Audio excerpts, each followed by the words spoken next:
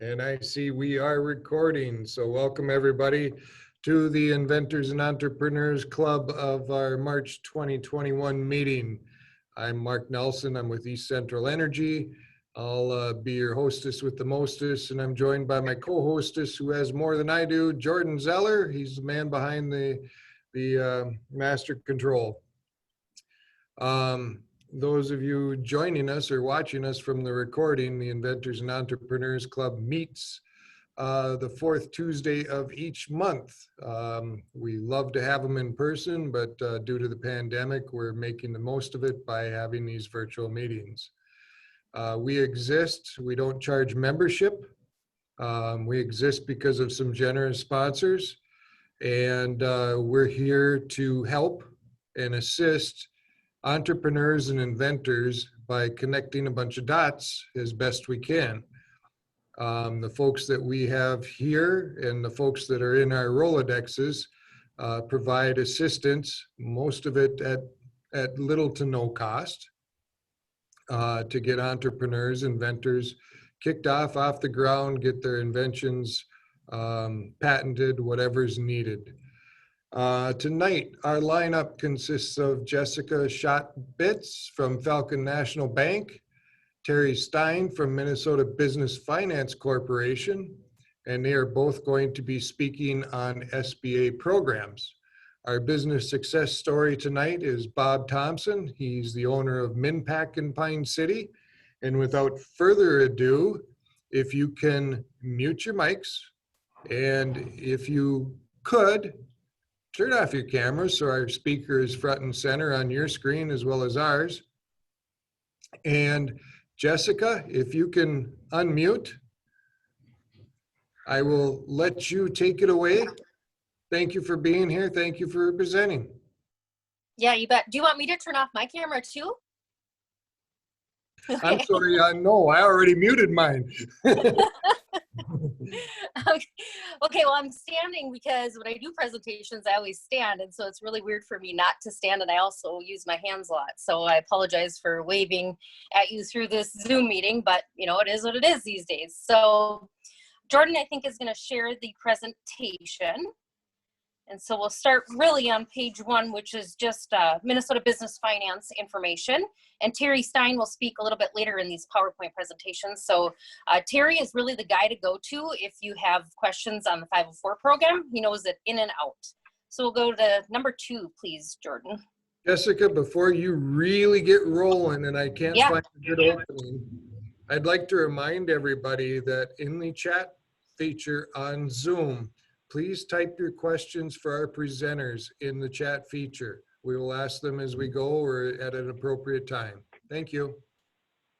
Perfect. Thank you, Mark. So some of the agenda items that we're going to cover today with my presentation is what opportunities are there in the marketplace, the eligibility requirements, the loan types that are available on SBA financing, what type of characteristics you should really look for when you're looking at SBA lending, what's really important, the cash flow analysis, and then what to expect from the bank. So next slide, please, Jordan. So really, the kind of deals that can be financed through the SBA are commercial real estate acquisitions, construction, and refinances. You can also finance tenant improvements, so they don't have to own the real estate, but that is an option to finance the tenant improvements when they're leasing. Business acquisitions, partner buyouts, working capital loans, equipment loans, and non-real estate refinance. Next slide. So the eligibility, just high level, is they have to be organized for profit. They have to operate in the United States. There's a maximum tangible net worth of $15 million, and their average net income after federal income tax for 2 fiscal years may not exceed $5 million. So really, if you think about it, that hits the majority of businesses within our area for sure. Next slide. So the different loan types, and I'll just touch on these high level because again, Terry's going to go into a little bit more detail, especially on the 504 program, but just highlighting a little bit on the 7A business loan program.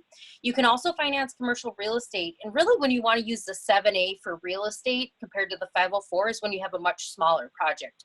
And Terry will go into that loan size and when you should really think about 7A compared to the 504. And then you can also do term debt refinances.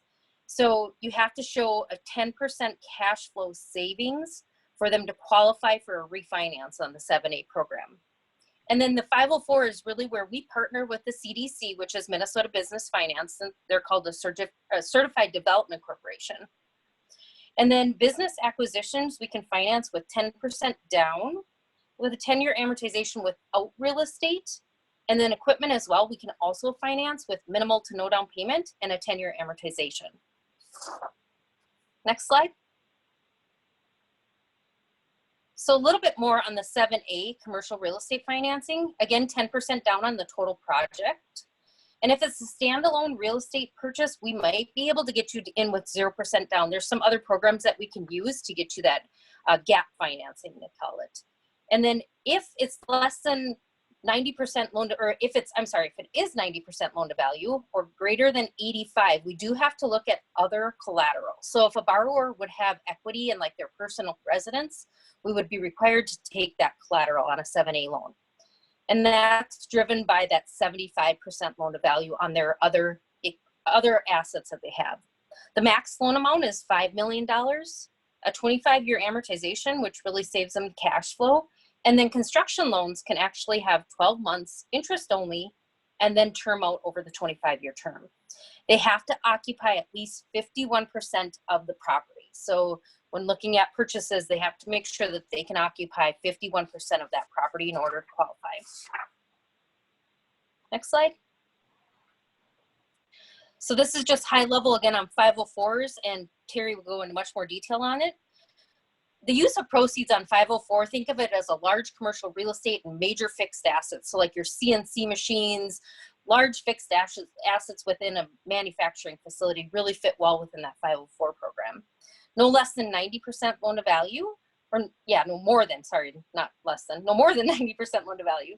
The loan amount here can be much larger. We can go up to almost 12.5 million, 12,375, a 25-year AM again, but they can't finance working capital and business acquisitions.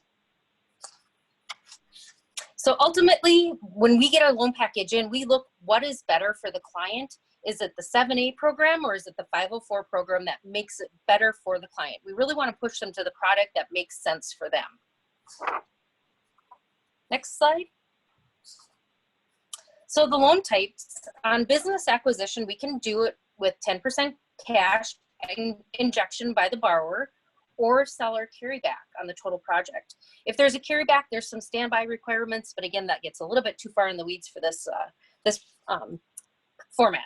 We can also do a 10-year amortization, and we can have interest-only period to assist in the transition. The other nice thing is that we can fund working capital based on future needs. So we have to look at the next 12 to 24 months. If there are going to be some working capital needs, we can finance it within the project as well. And then again, the startup, it's minimum cash 10%, 10-year amortization, and it can have an interest-only period again, and also can fund working capital needs in the future. Next slide.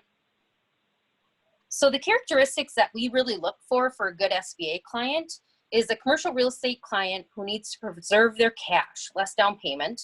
The global cash flow has to be greater than a 1-to-1 unless we can somehow prove that projections are a good way to go. There sometimes is a collateral shortfall, but again, if they've got equity in other assets, we do have to take that equity. And then expanding businesses, it really fits well. Sorry, my phone is not going off, of course. And then acquisition due to goodwill. So if you think of somebody buying a business and there's blue sky, really no assets to back that purchase, that's a really good SBA client as well. Not a client for a good referral would be declining trends and poor credit. Doesn't really fit well within the SBA program. Next slide. So what's really important, we look at the character of the borrower, the management experience or what experience within the industry that they have, that equity injection that we talked about. The cash flow is, of course, really important. The collateral is really important, and really their understanding of the entire project. We really want a knowledgeable borrower that's done their research, done their work, knows what they're getting into, because owning a business is not easy. Next slide. The cash flow analysis, what we look at is what's called EBITDA, or earnings before interest, depreciation, and amortization. That's your net income plus your interest plus depreciation plus amortization. That has to be greater than that 1-to-1 debt service coverage ratio. And so we look at what it's going to be historically. If they've paid a lease expense, but now they're purchasing real estate, we can add back that lease expense because they won't have that expense anymore in the future. So that's really a high-level cash flow analysis. Next page. Time for questions for me if anybody's got any. I see there is something in the chat, so let me pull that up. Yep, Have you found? Okay, go Mark. So have you found many businesses who turned down the payroll protection program loans? And what percentage was forgiven? Linda, when you say turn down, do you mean that they just decided not to apply, or that we turned them down? Just for clarification. That felt they didn't really need it.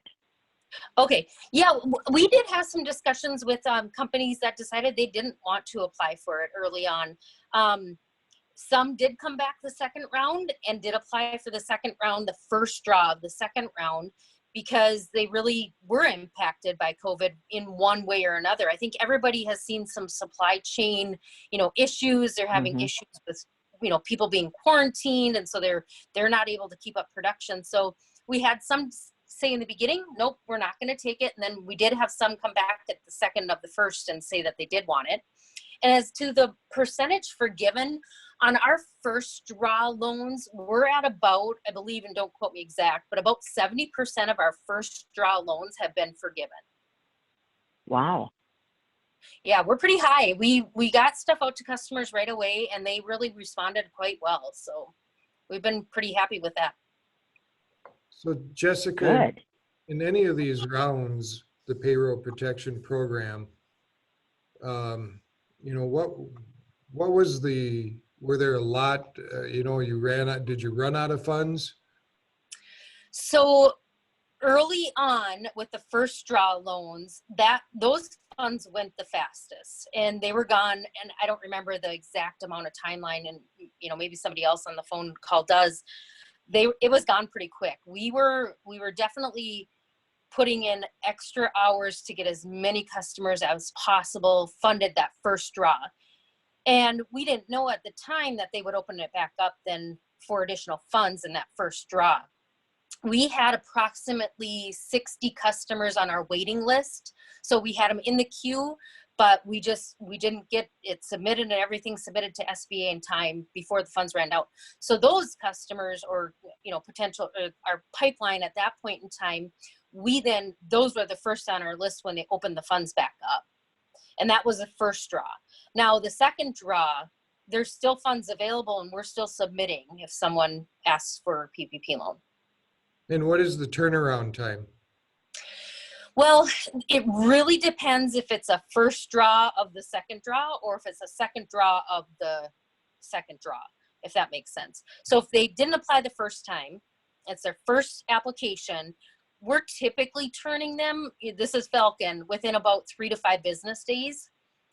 The second draw, unfortunately, those can some get caught up in SBA world. And so it's out of our control, really. We don't have any timeline. So it's kind of like, well, we submit it and we kind of wait.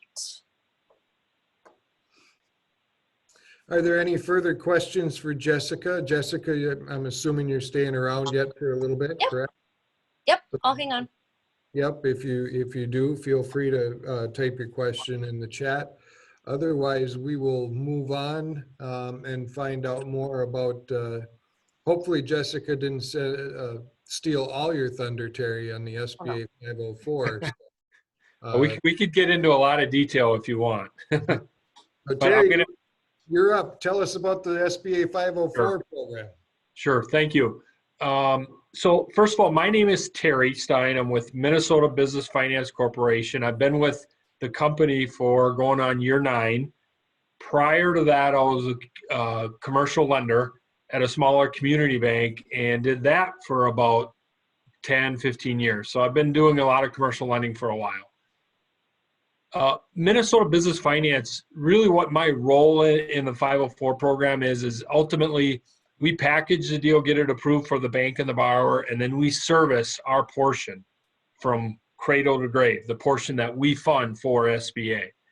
We're a certified development company, stands for CDC in the industry. We're a nonprofit, obviously licensed and regulated by SBA. Ultimately, the program provides small business owners with fixed asset financing. Our real mission is to promote economic growth in the community. That's really what we're doing. Next slide, Jordan. What sets us apart compared to our competitors? We have next slide, Jordan. Sorry, a little bit ahead of you. Really what sets us apart with our competitors is our volume. When you look at the reports, depending on when you obviously count the chickens, we're generally the #1 volume lender in the state. I think we have pretty creative project structuring. We got certainly an experienced staff. Our turn time is relatively quick. Generally, once we have everything, we can get our package prepared within about a week to go to our internal loan committee and be able to submit it to SBA. I think we're fairly proactive. We're kind of customer driven. We like to be involved up front. And we have 3 offices, one in St. Cloud where I work out of, one in Detroit Lakes, and then one in the cities. So next slide. Just at a high level, we'll talk about the benefits. The big benefit right now is the low rate environment that we're all experiencing. We can do debentures, we're actually a bond is what we are, and we can do them on 10, 20, or 25 years. They would be fixed, fully amortized, and no maturity date, which has significant value if you're a small business owner. You put this together and you can shelve it. You don't have to deal with the maturity date every 3 or 5 years. So on the 25-year, the standard, the standard 504 project is at 3.48. On 20 years, it's basically 3%, and on 10 years, it's 2.7. So rates are really attractive right now.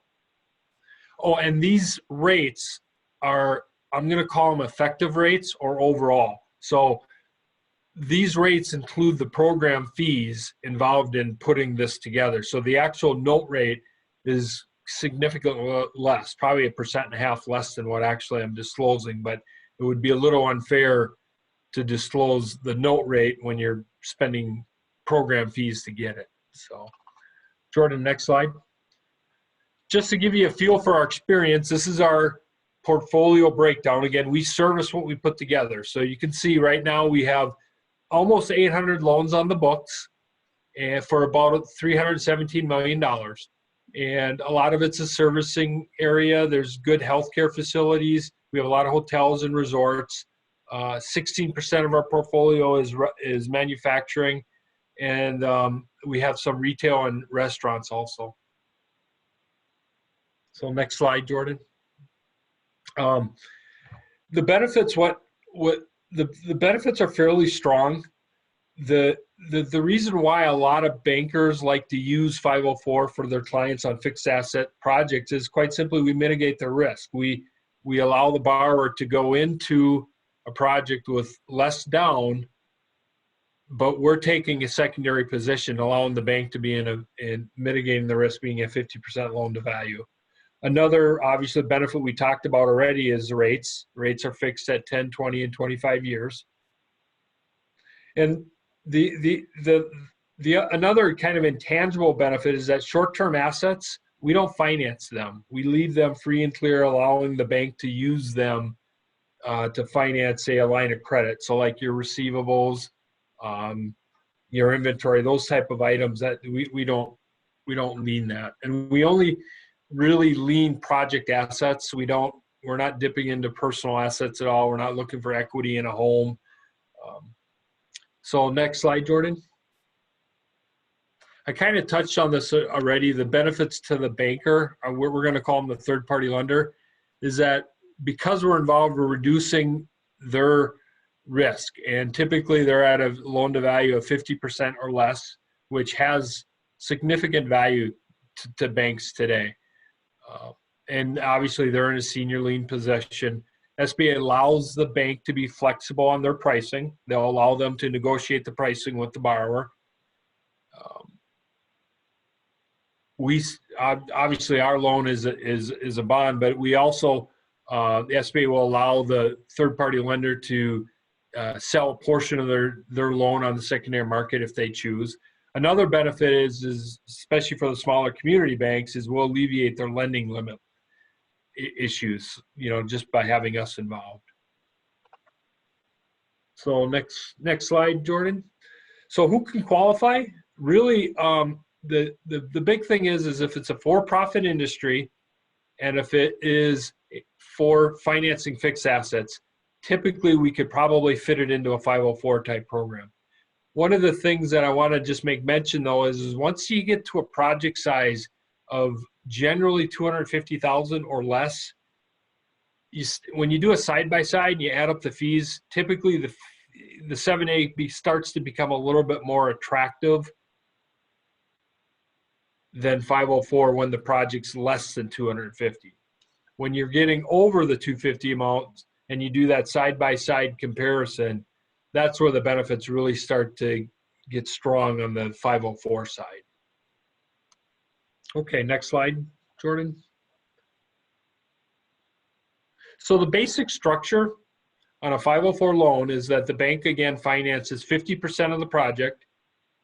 SBA will finance 40%, allowing the borrower to bring 10% into the deal. That 10% can be affected by two things. One, if it's a startup, then we would add another 5%, requiring the borrower contribution to be at 15. And if it's special purpose. So if the property is special purpose and a startup, you're looking at 20% down is what you're looking at. And the portion that decreases would be the SBA portion. So it's either going to be a 50-40-10 or 50-35-15 or 50-30-20 is ultimately how that structure gets put together. So next slide. So what we look at is special purpose.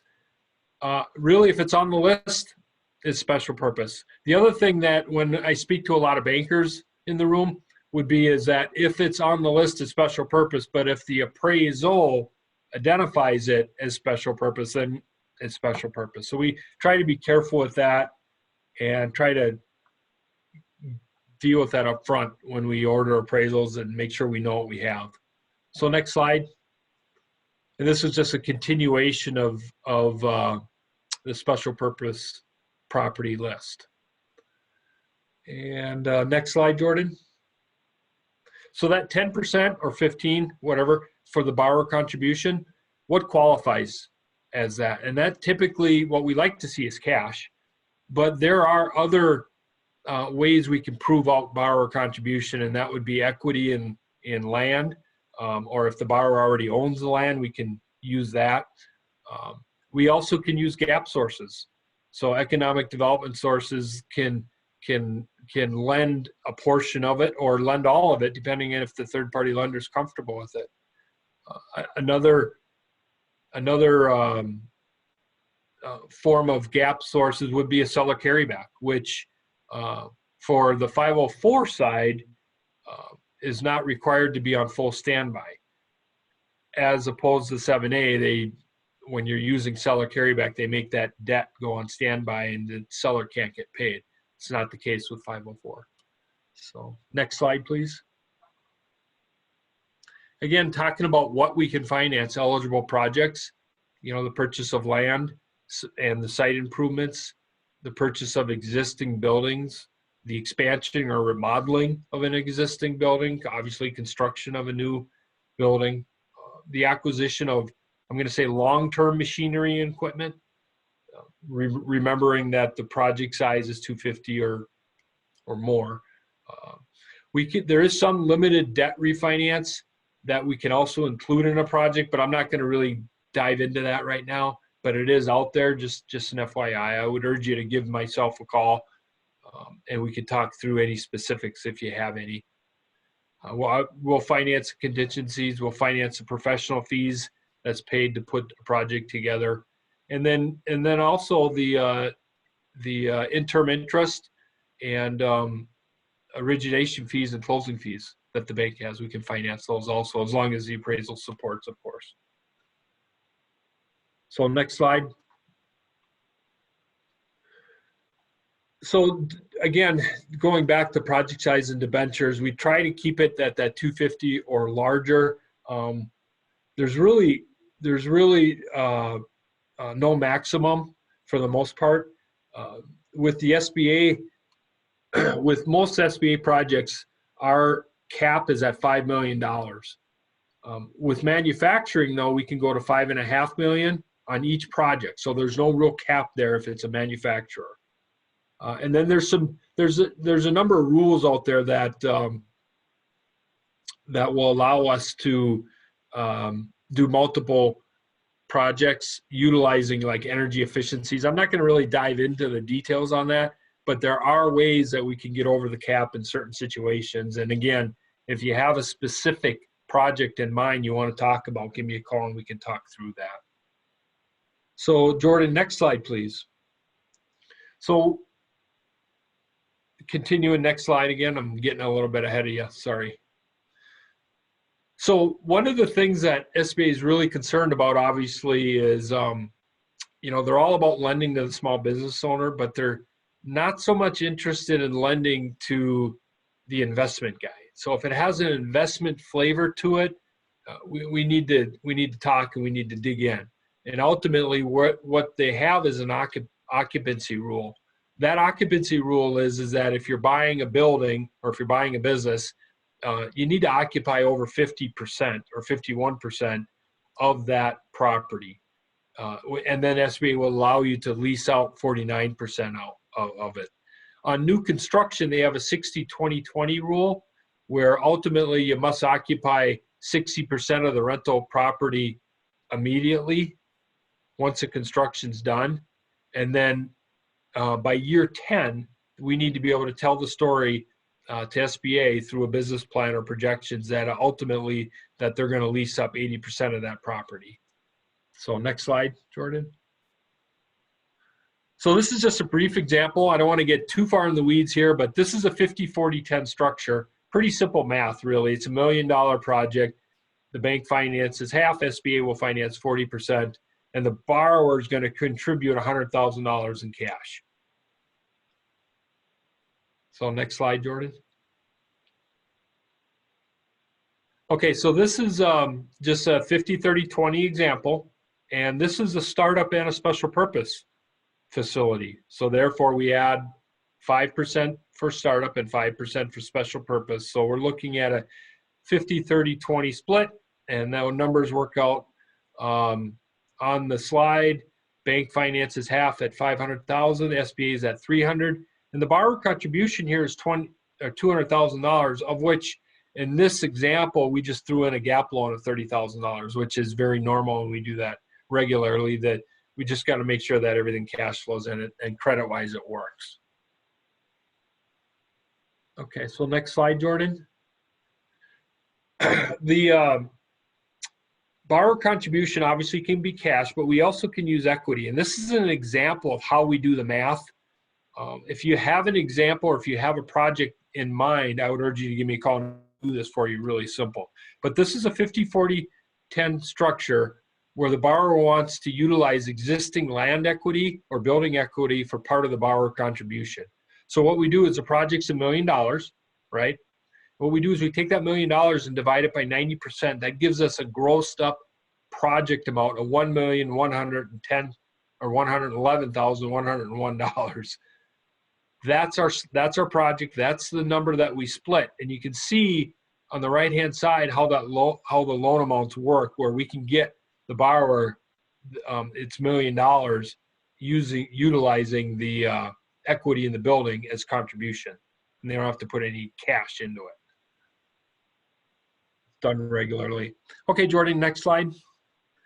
This is just a map of our area. We can lend in Minnesota, North Dakota, and Wisconsin. In the counties that are highlighted there, we don't need to ask permission.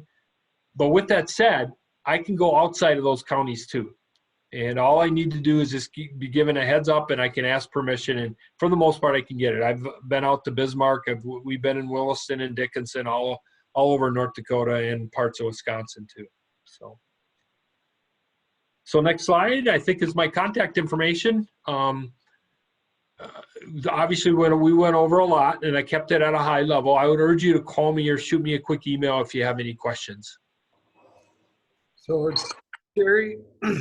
They happen to be cleaning outside my office, so hopefully the vacuum in the background isn't too significant. Nope. We have a question in the chat. Noticing that a significant portion of your portfolio is in the hospitality business, how many of those loans are at risk? Seems to be a risky venture. Yeah, that's a good question. Looking at my portfolio here, let's see, what do we got in there? So we break that up. We break that up between resorts and hotels, and hotels is 8%. So when you say at risk, obviously we monitor our credits just like a bank does. So we're asking for annual financials, and we have to do reviews annually. So we're kind of our fingers on the pulse a little bit with our borrowers. I would say that the risk is not very high right now, specifically with the resort industry. The resort industry is doing really well right now. I do a lot of resorts in upper northern Minnesota, and currently with the border shut, people still want to travel. They still want to go north. We're seeing good numbers from all of our clients, and quite frankly, I'm seeing strong numbers with all the new projects that we're working on with these seller financials and stuff. So that's pretty strong. With the hotel deals, a lot of that certainly is a hard hit industry right now. There's certainly options out there for those people with the PPP program and the EIDL program. And then we've had multiple deferments that we've provided to keep things going for these people. Ultimately, though, what we're looking for is what their working capital position is to carry them through this crisis till we get to the backside here and things start getting back to normal. So good question, though. Okay. So when you do gap financing, is that considered a separate loan or treat it like a line of credit that has to be paid off within 12 months? Sure. It's a separate loan. The requirement with SBA when we get gap lenders involved is that they have to go out as far as the SBA loan. So if I have a 20-year debenture, the gap lender has to go out 20 years. Now I've gotten exceptions approved, and Jordan can speak to one that we're working on right now where, he's a gap lender. He wants his money back so he can re-lend it out, right? So we've gotten them approved so like he can have like a 10-year term, even though the rule is 20. So we can, it kind of case by case a little bit. Obviously cash flow's got to support stuff like that. So good question. Okay. So I have a question for both of you. I'm an entrepreneur, and I got this great idea for a business, right? And I'm going to hit you both up, right? Because maybe the SBA 7A program or the SBA 504 is applicable. So we'll go in reverse order. We'll start with Terry first. What do you need from me? Sure. I'm going to start with a business plan and projections, and really a business plan that would detail the assumptions in the project and the assumptions in the projections, and that would help us tell the story. That's ultimately where I would start. And then kind of, every deal is unique a little bit. We need to dig in. Okay. Jessica? Yeah, the business plan. Yep, business plan definitely is critical, especially if you're a startup. And we work a lot with referrals to the small business development centers because they're a great resource for people looking to start up businesses. And so if I get somebody coming in that doesn't have that detailed business plan, like Terry just said, I refer them right over to the small business development center to help them through that. SCORE also, I see on the chat, I think Don just said, yep, SCORE can help as well.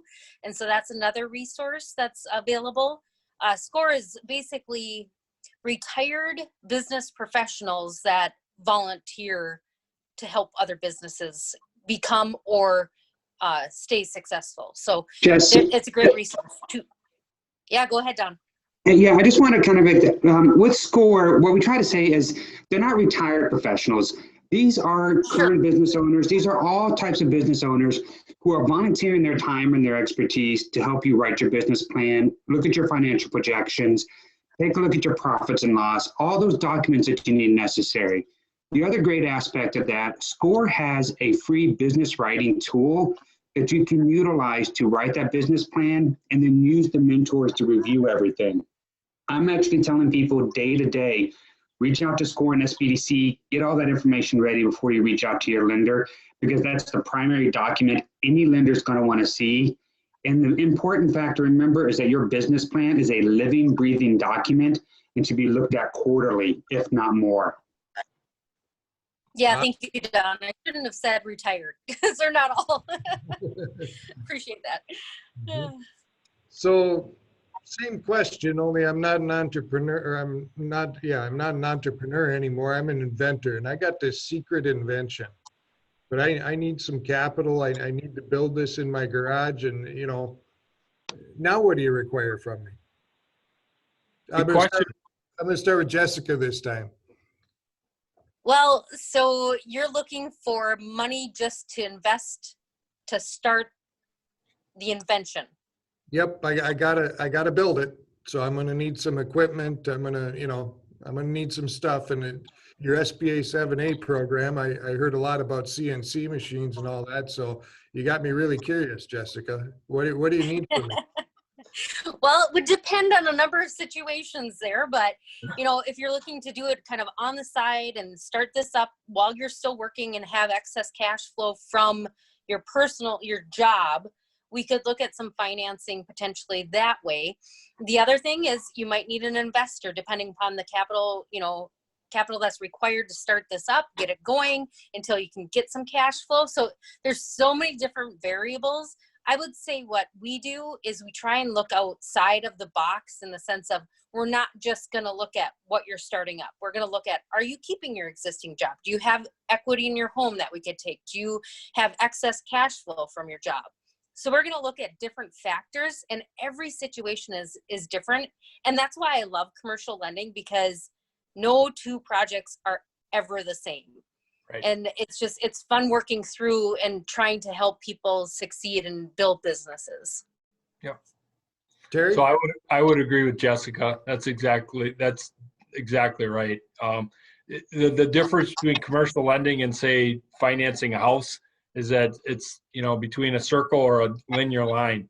When you're buying a house, you're taking a nap, you're pulling credit, you're waiting for an appraisal, and then you close. Where commercial lending is just so different. It's like a big circle, and as you get closer to a closing, that circle becomes closer to a dot, but then it contracts and it expands, and it's never the same. So Awesome. Are there any more questions for either Terry or Jessica at this time? If not, both of you. It's not. One point of clarification I want to make when I was talking about our PPP loans, as I said, 3 to 5 business days. Now, that's from the completion of the application. I will say that borrowers have had a difficult time, and I don't, pass judgment on anyone on fulfilling all the requirements of what SBA requires us to get from them. So when I say 3 to 5 business days, it's upon complete application. So it really depends upon the sophistication and what we were given up front, because I can tell you, I've had tons and tons of communication with borrowers over the last year. Now it'll be almost a year, which is crazy to say, on just trying to get everything finalized on the PPP loan. So that's upon final completion. So just wanted to clarify that. Yep, that's a good point. I'm just going to expand on that too. So I can get an SBA, I can tell borrowers and bankers I can get SBA approval within 2 to 3 weeks, right? But that's right. After I have everything to be able to submit the package is really the key. So if you have an organized borrower that has their stuff together, it certainly makes our life easier, and we can move the files, but I'm not gonna play ping pong with SBA with questions and sending an incomplete package. It just ain't gonna work. You're asking for problems. Yep. Very, very good point, Terry. Because yeah, it all depends upon what we get up front and how organized and detailed everything is how quickly we can really move. Okay, great. Thank you both. Do either of you have to run, or are you staying for the entire meeting? I'm gonna stay. I'm gonna stay. I want to hear Bob's story. Perfect. Yeah, me too. Absolutely. We all want to hear Bob's story. But before we get to Mr. Thompson, it seems that when we wait until the end, some people tend to drop off, so they're not going to get that opportunity this time. So very quickly, as I call out your name, you can come off of mute now. You can turn your cameras on, please. And our two speakers are not immune from part of this either. So what we want to hear is who you are, who you represent, why you're here, and you have to answer this question. And this question is, do you have any hidden talents? Something that somebody maybe doesn't know about. Any hidden talents? And I'll even offer to go first, okay? I'm Mark Nelson, I'm with East Central Energy. I'm the manager of government and business relations here. And I am one of the co-founders of this organization or this club. And my hidden talent, only one person in this room knows about, and that would be Linda Lytela, because she's actually seen me. And I am actually a certified licensed auctioneer. I'm a certified licensed fast talker. So I have a phone caller, I believe, if the number is 612-889-5848. I'm starting with you. Well, that's me. Oh, Because, Linda. yeah, I'm sorry because my internet was unstable. So That's okay. do you want to start with somebody else? Nope, you're it. I Okay. picked you. Yep. Okay. I'm Linda Lytela. I own a company called Raven Performance Group. I build peer groups for business owners in central Minnesota. And gosh, my hidden talent is I build amazing teams. I'll accept that. But you have to accept my answer at the next board meeting, Linda, no matter what it is. Then you can't tell me, no, that one doesn't count. Okay. So Linda happens to be the chair of the Central Energy Board, and every month at the board meeting, she asks a unique question like that. And I've actually copied her on a few over time. Patty Lind, you are up next, please.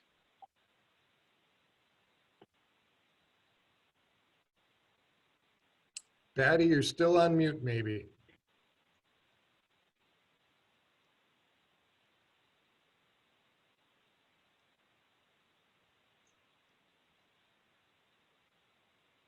Still on mute. Okay, There you go. can you hear me? Yep.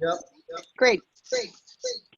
You're probably going to hear some echo. I'm sorry. Let me see if I can do some.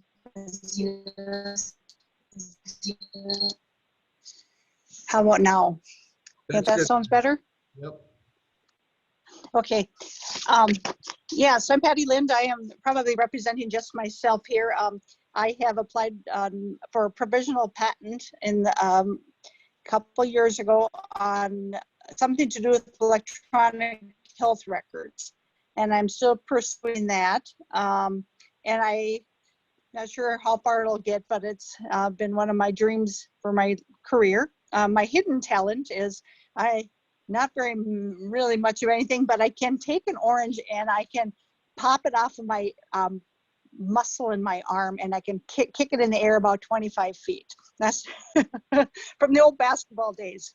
Okay, thank you. Thanks, Patty. Rebecca Rowe, you're up next, and Sheila Selman, you are on deck. My apologies that I don't have my camera on. I'm actually driving back from work. My name is Rebecca. I began as the director of the North Central Small Business Development Center this January, and I'm happy to be here. What's your hidden talent, Rebecca? I don't know if I have any. Okay. Sheila Selman, you are up, and Paul Kastenbauer, you are on deck. Hi, Sheila Selman, City of Isanti Community Development Director. I'm here just to, I wanted to hear Jessica and Terry's presentations. So I'm here for that. I do represent the City for Economic Development. And my hidden talent is that I remain a Vikings fan no matter what. Well, I'm a Wisconsin boy, so I feel badly for you. Paul Kastenbauer, you are up, and Don Jackson, you are next. Yeah, I'm Paul Kastenbauer. I have Dalcor Corporation out of Moore, Minnesota, and we are a welding manufacturing business, and I also have rental property and a couple other things that I do, ranching, first responder, work with the Sheriff's Department, in that. No other really hidden talents, though. All right, thank you, sir. Don Jackson, you are up, and Sandy Voigt, you are on deck. Thanks, everybody. Yes, my name is Don Jackson. I like to keep people on their toes and go by Mike, though.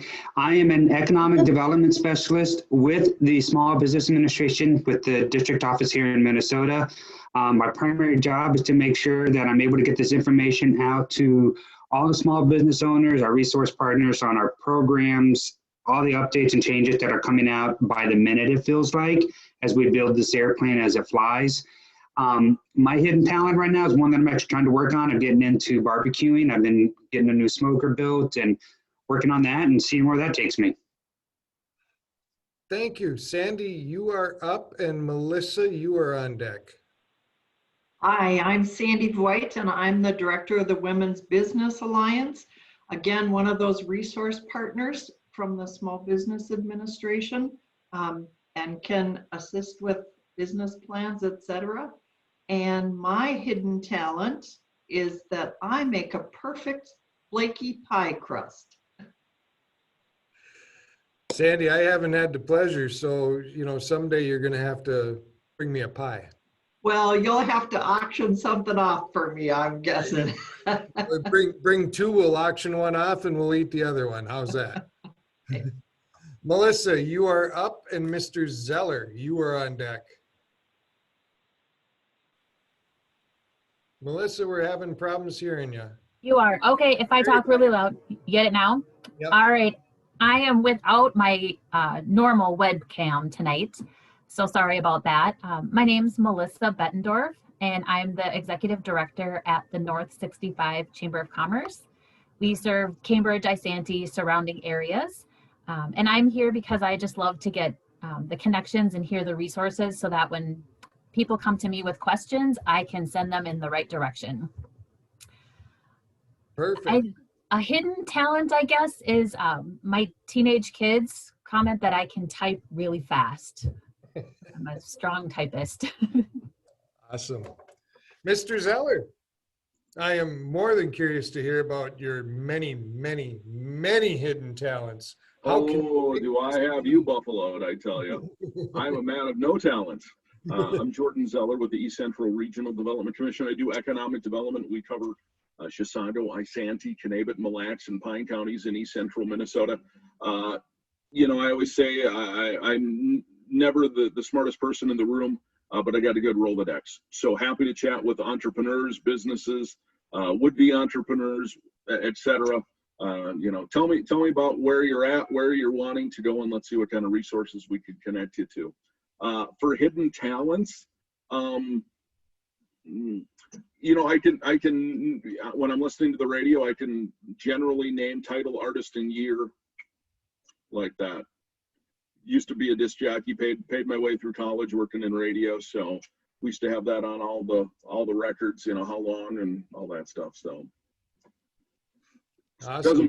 doesn't pay the rent, but it's a talent, I guess. Thank you. So Jessica, we know who you are and we heard about you, but we didn't hear about your hidden talent. Yeah, so my hidden talent is I'm really good at headstands, and our youngest daughter is 10, and I can still beat her. So 45, which I shouldn't even say, I'm pretty good at headstands. And Terry, your hidden talent is? So 25 years ago, I played high school and college basketball, and today I can still dunk the basketball. There you go. That is impressive because I could never dunk the basketball, but I could touch the rim. And right now I can barely hit the bottom of the net. So we're going to hear about our last person in the room. And so, Mr. Thompson, you're not immune. What's your hidden talent? I guess I don't have any hidden talents. Well, I would think that working on the Apollo space program and the direct line between the White House and the Kremlin must be some kind of hidden talent. That was an interesting time in my life, and I did actually work on those projects, and the result of that experience kind of led me to open some interesting doors in my career. So it was just a good thing to have happen to a very young, naive farm boy that had really never been away from home, and got a really great start. Awesome. Thank you. So without further ado, and if you would just mute and turn your cameras off so that our focus can be on our speaker, I'd appreciate it. I'd like to introduce Bob Thompson. He is the owner of MinPack in Pine City. And Bob, I'm just going to let you go, but before I do, I have a message for you. And McKenna says hi, hopes you're doing well, and probably see you soon. Great. You tell her hi for me too. Look forward to her coming back sometime. All right, take it away. All right. Well, thank you for inviting me to present here tonight. I appreciate the opportunity. You know, as Jordan said in the opening, my bio talked a little bit about my early experience at my first job at Collins Radio, and he mentioned the projects being the Apollo project, as well as that direct line between the White House and the Kremlin. You know, I had secret clearance as an 18-year-old kid, and I got to do those projects, but it was really a bigger picture that was important when I joined there. They at Collins Radio at that time was very difficult to get enough engineers. It's kind of similar to what we face today, and they had an apprentice program that they offered, and I was able to take part of that, and that's kind of what opened the doors with the two projects. But anyway, I worked there a couple of years and I learned a lot, but I knew that the grass was greener elsewhere, and so I packed my bags at the end of 1966 and headed north to Minnesota, and landed, of course, in the Twin Cities. And I had a plan that I was going to land a job with an engineering firm that could give me broad experience. And so I had met some people in my early assignment at Collins Radio that gave me some tips on who to meet with when I got in the Twin Cities area, and I was lucky enough to land a job with a company called Strom Engineering, and they had a fairly large line of clients that they had done work for, and so I worked for that company for about 2 years at a number of places, such as Whirlpool, Honeywell, Control Data, and IBM while I was working for Strom Engineering. It was a great experience. Most of the projects were 3 to 6 months in length, and in the interim between jobs, I would scour the papers looking for other opportunities, and I had a friend that I had worked with at Honeywell that told me that if I ever had an opportunity, I should try to get a job at 3M. That was the ultimate place to work in the Twin City area, and fortunately that did happen. I was fortunate enough to get an assignment, not with Strom Engineering, but with another engineering company, and they found me some work at 3M, and I got to know a few people while working on that particular project. And in 1971, I was available, and 3M had an opening in their microfilm products division, and they offered me a position. And so that started my career at 3M in 1971. So being in the microfilm division, I was familiar with the operation in Pine City. The plant here at Pine City opened in 1968 and was primarily open to make microfilm cards. I don't know if you can see this on my webcam, but this is an IBM tab card, and you'll notice that there's a window in the card, and that window is microfilm. And these cards were used to record engineering drawings in manufacturing operations. So, for example, if you had a large factory and you had all the drawings accessible in the factory, you would have maybe 6 or 8 locations throughout the factory floor that would have a deck of cards or a file of microfilm cards with the same information on it. So you couldn't pass information around with electronically, but you could walk over to the microfilm file and pull out the card and make it print of the drawing or the part that you were manufacturing, and you basically have the information at your fingertips. That's what this card was all about.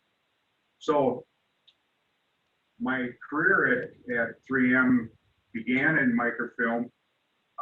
I actually worked there until about 1988, and at that time I moved to another business unit within 3M.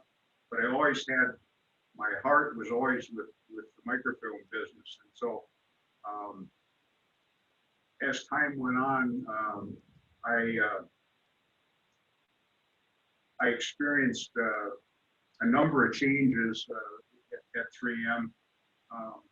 One of the big changes that occurred was in 1995, 3M announced that they were going to spin off 6 of their data storage and imaging businesses and create a new company.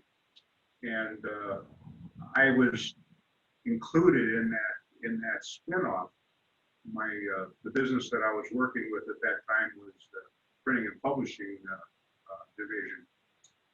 A little bit separate from microfilm, but still the businesses or the technologies were related. So I ended up being part of the spinoff, and in that process, there was an opening at the Pine City plant for a manufacturing plant manager, and I was offered the position in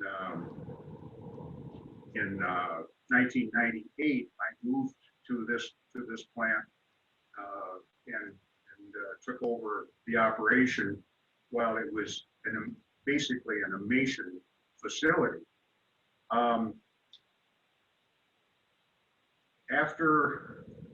And again, we were making microfilm cards at that time when I came here. We had about 60 employees. It was a 3-shift operation. The first year I was here, we made about 220 million cards. We were trying to diversify a little bit our portfolio at the plant. The core competency, I guess you might say, of the plant was a film and paper converting operation. We would get paper in large 1,500-pound rolls, and then we would cut those rolls down in size and then die cut the cards. So film and paper was really what the manufacturing operation was all about. So in the diversification process, I was looking for ways to bring in new products that would basically fit our capability, and Post-it was one of the things that I thought was a really good fit for the plant operation here. We had done, prior to my arrival here, the plant had done a little bit of Post-it work in the early development phases, but it really had not really got into any real product manufacturing when I arrived on the scene. So what my first challenge here was to figure out how to accomplish making a Post-it product, and we worked on a number of things. Probably the first thing that we probably worked on was pads of Post-it product. You're familiar with these 3x3 pads. We figured out how to die cut and package those in the late 90s. As time went on, we actually expanded the Post-it products, or the Post-it adhesives, and put it on film. So that's what these little tabs are. You've seen those in the office supply areas in the large box stores. So we were really trying to grow while we're still making microfilm cards.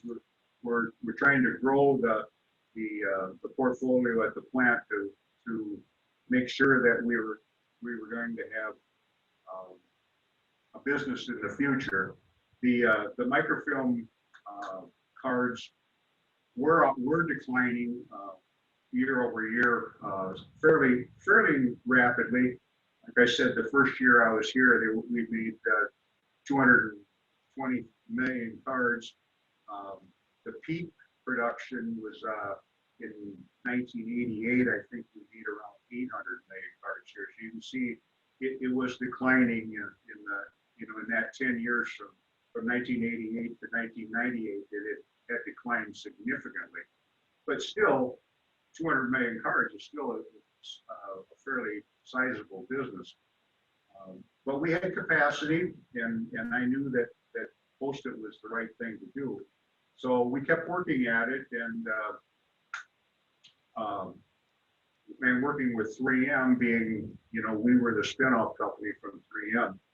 In 2002, we were working with a company in Philadelphia on some acquisition opportunities, and it turned out that Amation was able to close the deal and sell a pretty large chunk of the imaging business to this firm in Philadelphia called Decision One.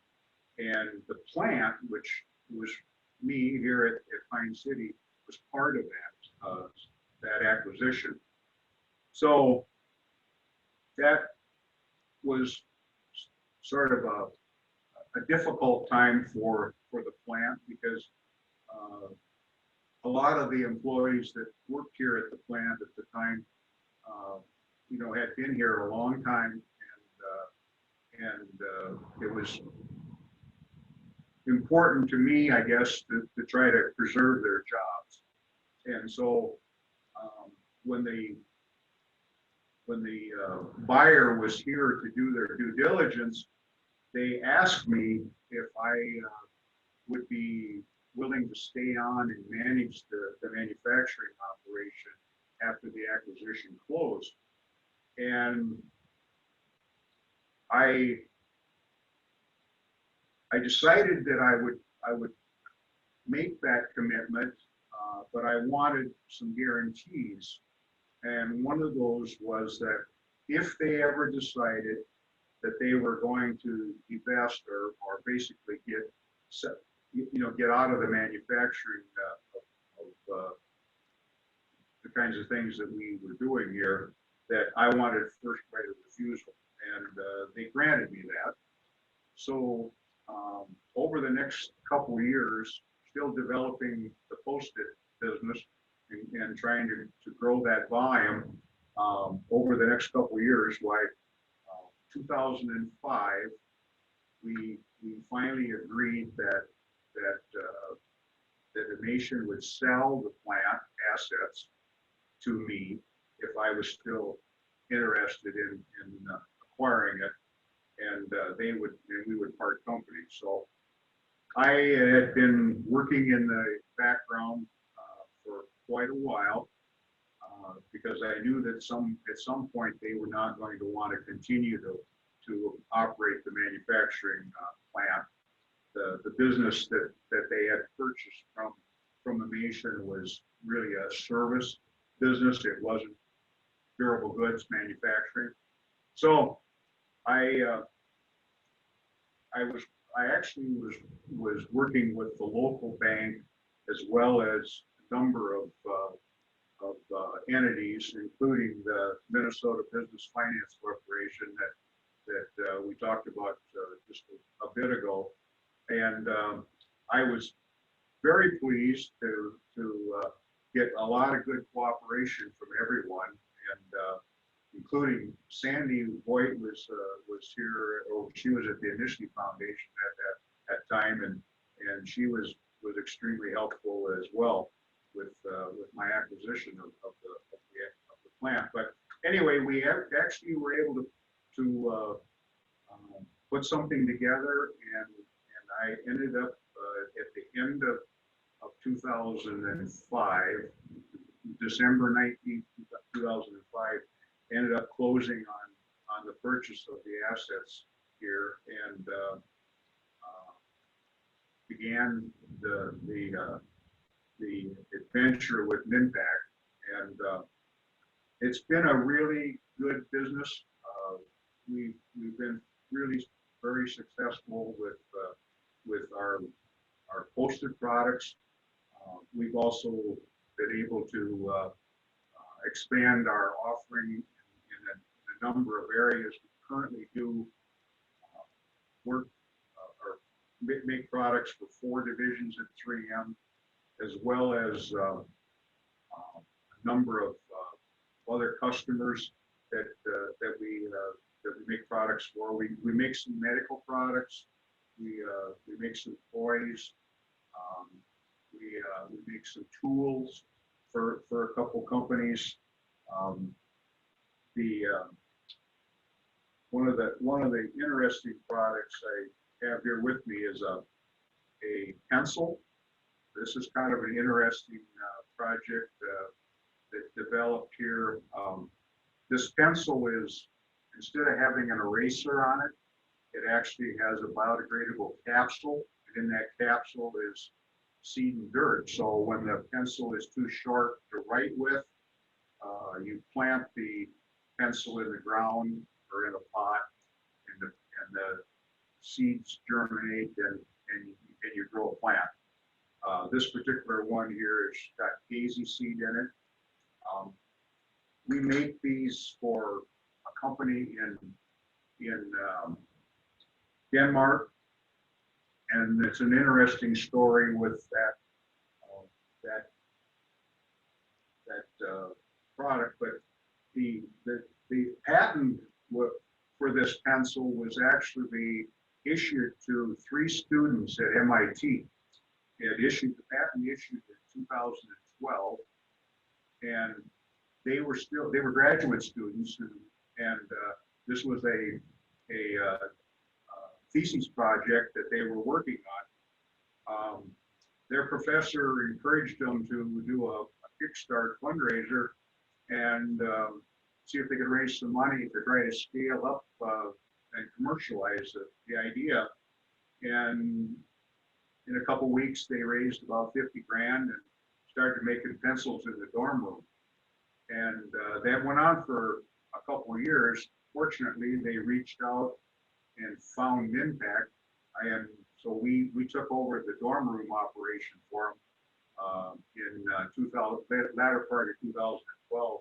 We've been making these pencils ever since. However, the students moved on, and they sold the business to an entity in Denmark, and the Danish company has really done well with this.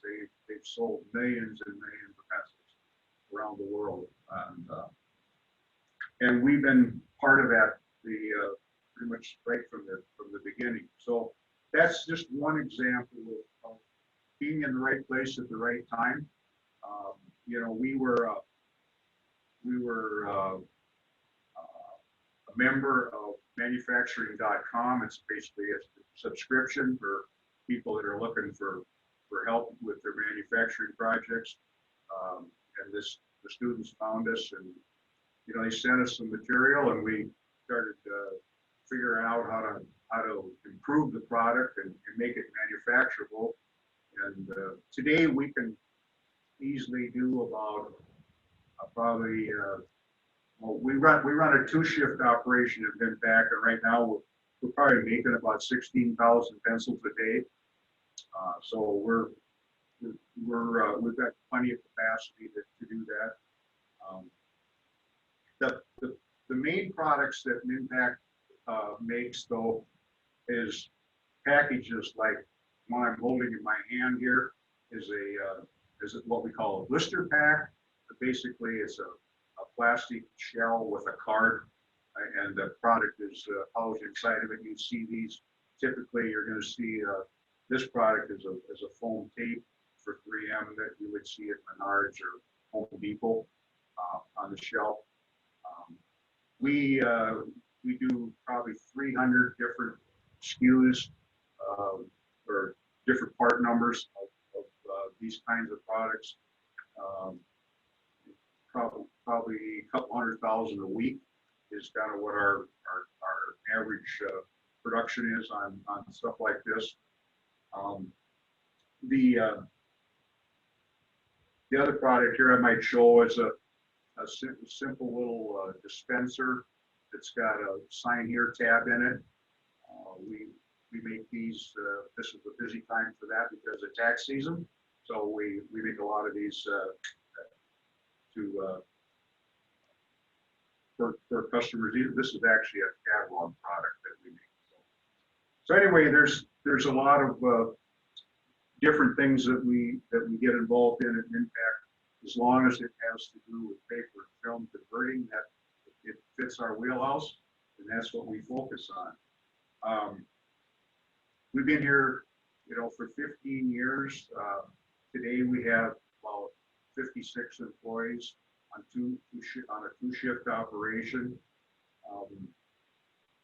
2020 was an interesting year for all of us, but it was especially interesting year for MinPack in that we were an essential business, so we didn't shutter at all through the entire pandemic.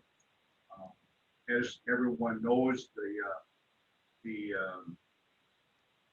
supply chain was really disrupted. There's just no other way to describe what happened, during the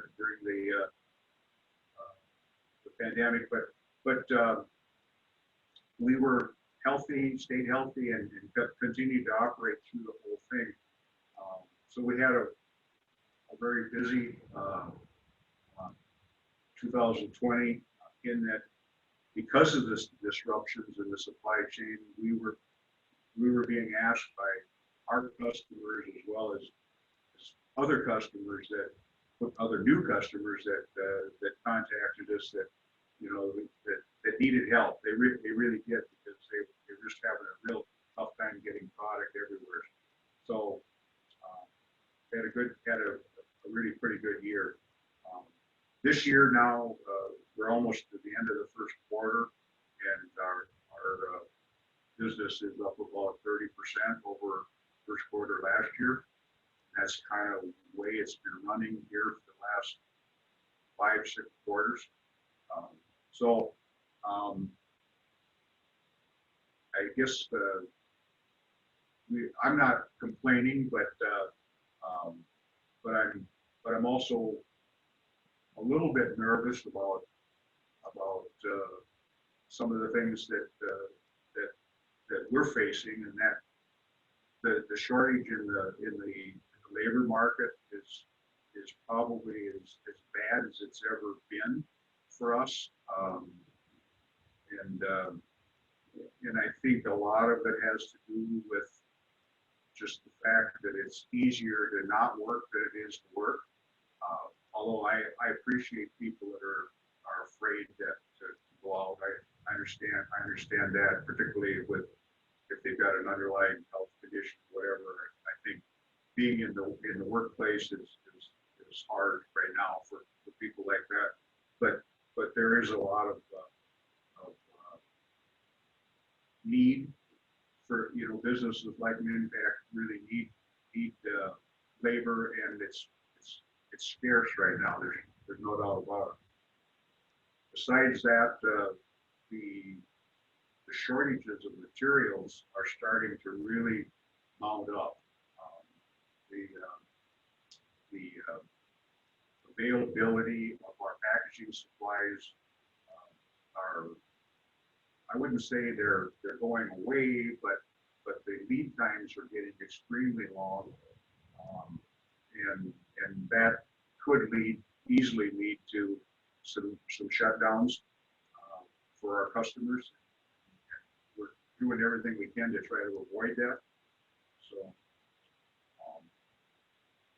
anyway, that's a little bit about what MinPack is doing.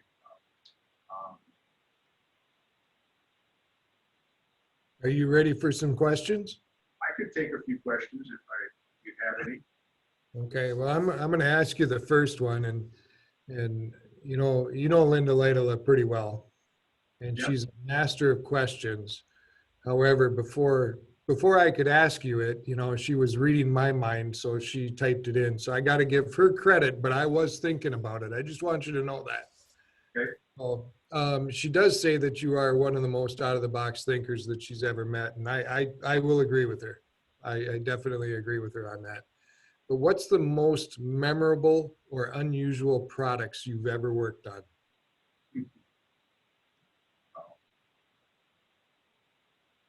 Well, I tell you, when I think about once in a while,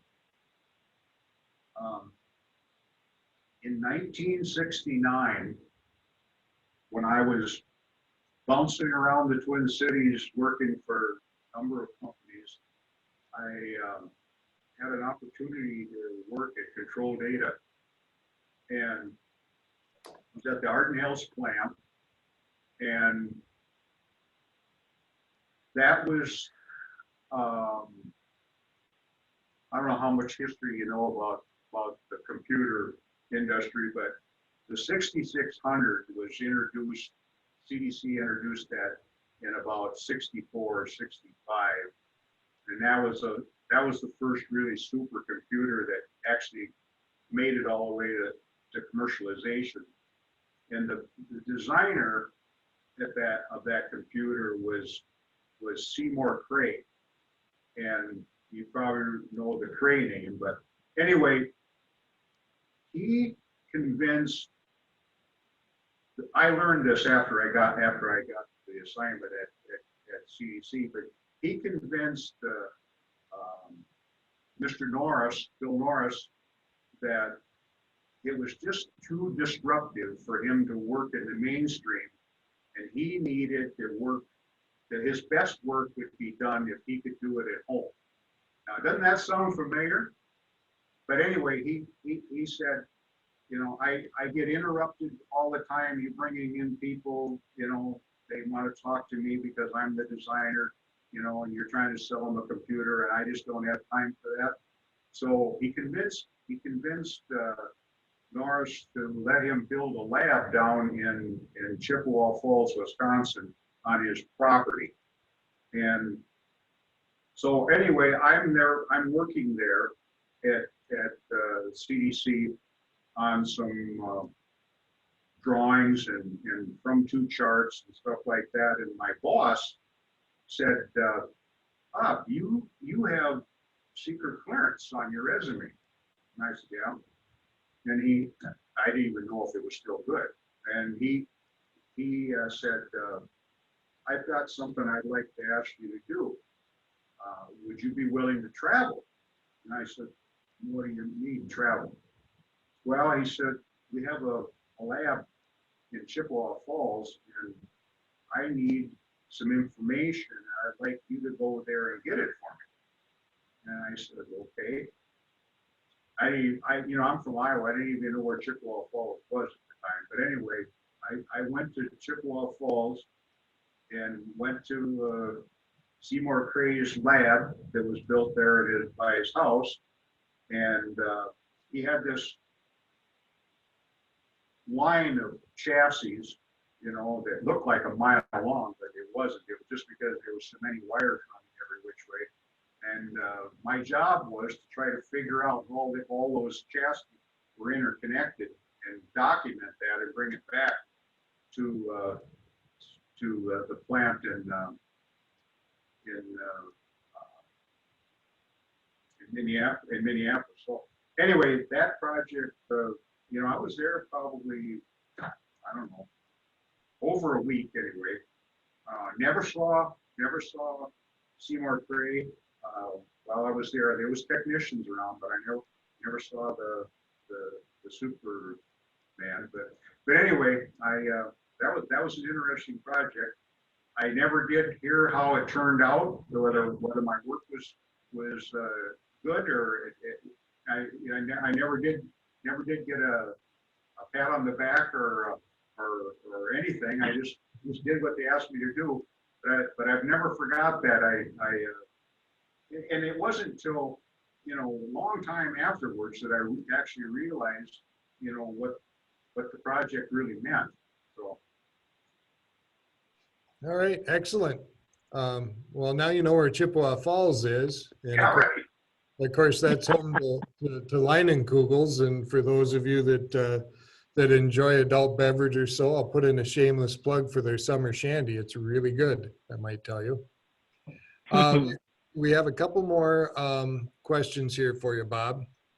And what have been some of your biggest challenges, and how have you overcome them?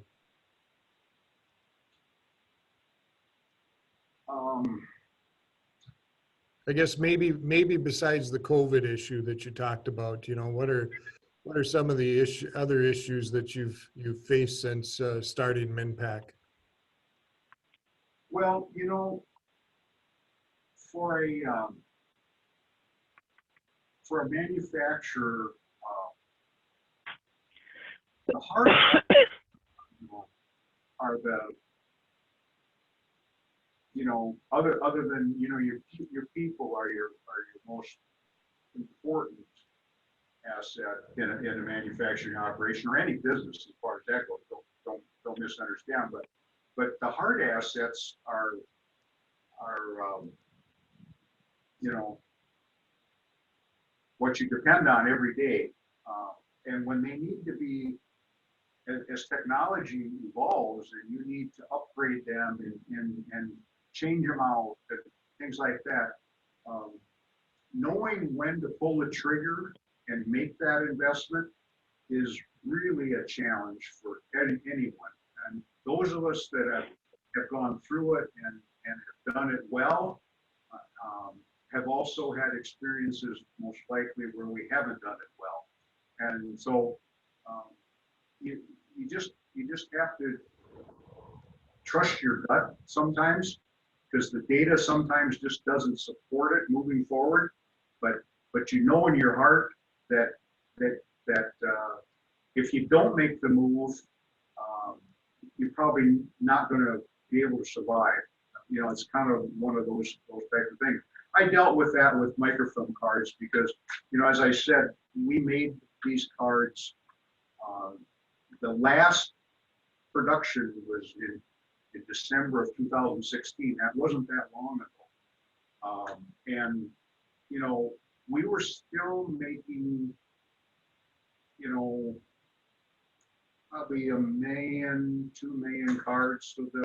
So the sales from the cards was still very good, and the margins were very, very good. So it was hard to give it up. But when we were getting to the point where the equipment to make the cards, the materials that went into the construction of the card were getting so scarce that it just didn't merit.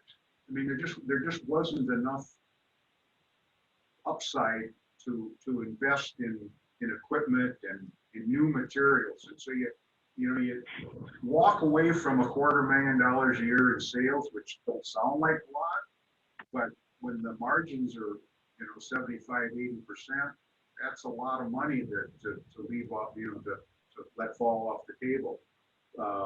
But we had to do it, and I think, you know, it was the right thing to do, but at the time it was really gut wrenching to make that call.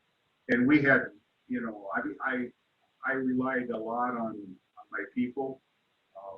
You know, we had lots of discussions over the reasons why we needed to do it.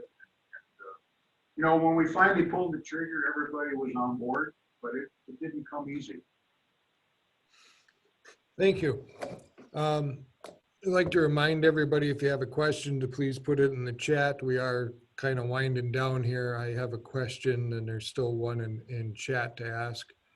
But we have time for a couple more. Bob, this one is, you know, you mentioned the MIT grad students and that they found MinPack.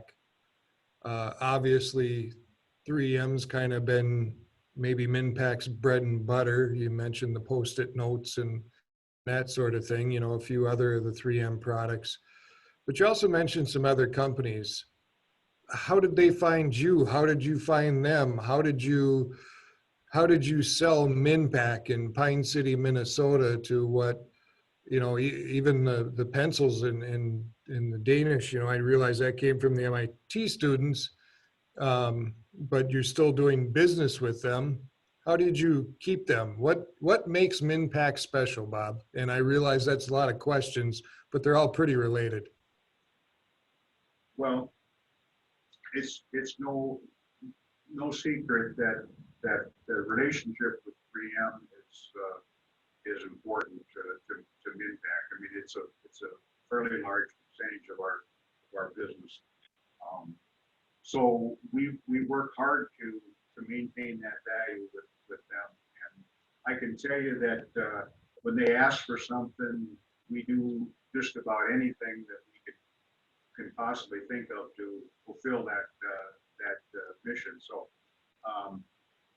but you know, other customers have seen us either on social media or you know, found us on the web.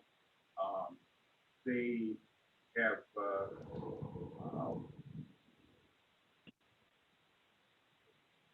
you know, they've done their due diligence before they've given us business, I'm sure, but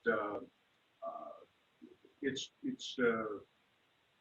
we've never really had a sales team that was out knocking on doors. We've always relied pretty much on word of mouth and the web and social media for all of our contacts with our potential clients. I get inquiries every day. They come to mpinfo@minpack.com from our website. I follow up on every one of them. I really take every one of them serious, no matter how crazy they sound. I'm willing to listen to the potential client and try to help them. And sometimes it turns into real business, and other times it's, you know, you feel like, well, maybe you wasted your time, but you know, I learn from every encounter, and I try to take what I learned at each one of those intersections and make something out of it. You know, whether it happens with that particular client or two clients down the road. You know, I just try to turn everything into something that can be positive for the company, and usually, you know, I find myself getting something out of it, even if I spend a lot of time, you know, and it looked like a waste, you know. Yep. So I like this question, and that is, with the evolution of DocuSign and technology, how are you diversifying to the technology? And I'll just say this, as long as I'm working here, Bob, I have tried the app for Post-it notes. I've tried the software for Post-it notes. I still like my Post-it notes, and I still have them glued to my monitor to remind me. So as long as I'm, you know, I'll keep you packaging Post-it notes. But with technology, you know, how are you diversifying there? Well, that's a really good point. I would have thought by this time, I'm with you. I would have thought by this time that the digital Post-it note would have taken over, but it hasn't. And believe it or not, we're making Post-it note kits for the home office, so that, you know, because, you know, if you're working at home, you can't go to the supply cabinet and get a Post-it note. You got to go to the store. So what we're selling, or what 3M is selling now, is kits that you can order that's got a little bit of everything in it. Never thought I'd ever see anything like that, but we're making those on a daily basis. So yeah, what am I doing to replace the Post-it note business? I'll be honest with you, I'm not doing anything to replace it. I mean, I'm not. And I believe it'll go away, but something will take its place, and I'm going to be there at the right time. That's the right attitude to have. That's why you're in the business you're in, right? That's why you're being successful. So there was another question that came through, and it said that they thought they saw on MinPack website that MinPack is a hub zone certified. Is that correct? That's correct. So what do you think of the hub zone SBA program? Well, we haven't had very much success with it. I'll be honest with you. I've quoted a number of opportunities for the government, and frankly, the result has been not so good. Now, is it? I guess to clarify that, there's very few things that I see that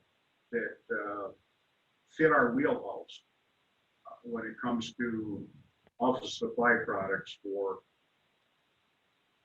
the government. That they typically are not looking for packaged goods. They're looking for a lot of envelopes or a lot of letterhead or things that we are low margin things that we're not really interested in. So my short answer is I haven't found a lot of opportunities with the hub zone, and it's a lot of work maintaining the certification. Well, thank you for your honesty. I'm sure Rebecca, who asked the question, appreciates that as well as the rest of us. I do not see any further questions. And it's kind of getting on that bewitching hour here. We like to close between 7:30 and 8 o'clock. So, but I do have a comment here from Sandy Voigt, and I am going to echo what she says. And I'm going to read it verbatim too. So I want to offer my congratulations to Bob and his dedication to keeping the business and employees in Pine City. He was remarkable putting together the financing package to purchase this business in a very short time frame. We are so grateful to you and thanks so much. And Bob, I echo that. Your story is remarkable. I do not think that there are many people on this earth that would be in the position that you were and do what you did. I think most people would have bailed and went to the safety and security of another job. So, amazing story. Pine City, I live there, so I'm maybe a little biased. And also my daughter worked for him for the summer. So I'm really biased, but I'm grateful for that, in a time where we see so many buildings vacant, so many large buildings vacant and nothing going in them. And manufacturing, especially as it's marketed and farmed out. And then to change from the microfilm business to packaging and producing these products. And I know the ones you showed and I know the ones you talked about. I kind of knew about those, but I also know about some more because McKenna came home and said, hey, we did these today. So you have a great business and a great story, and we're so happy that you shared it here today. So with that, thank you. Thank you to Bob Thompson. Thank you to Jessica, and thank you to Terry. You can all come off and unmute. And you can turn your cameras back on. And there's smiling Jordan Zeller back at Mission Control. I will ask one last time so that we don't miss anybody. And does anybody have a burning question for any of our three speakers here tonight? Hearing none. Bob, Terry, Jessica, thank you so much for your time. We really do appreciate you addressing everybody here. And hopefully, all three of you will get a call from an entrepreneur or an inventor in central Minnesota that says, I saw you on the I&E Club and I need your help. So, you know, and hopefully they don't say what Ronald Reagan said about the 7 worst words any American could hear. And that's, I'm from the government. I'm here to help you. Right. So, Mr. Zeller, any parting comments before we bid everybody adieu for the evening? No, nothing really to add other than thank you to our wonderful speakers. We very much appreciate it. And we will soon be announcing our lineup for our April meeting. So keep that night open. It's the 4th Tuesday of April. And I don't even have a calendar in front of me to tell you what date that was. That would be April 27th. Perfect, 6 o'clock. And we'll be announcing that soon. So thanks, everybody. Thank you. Have a good night, everybody.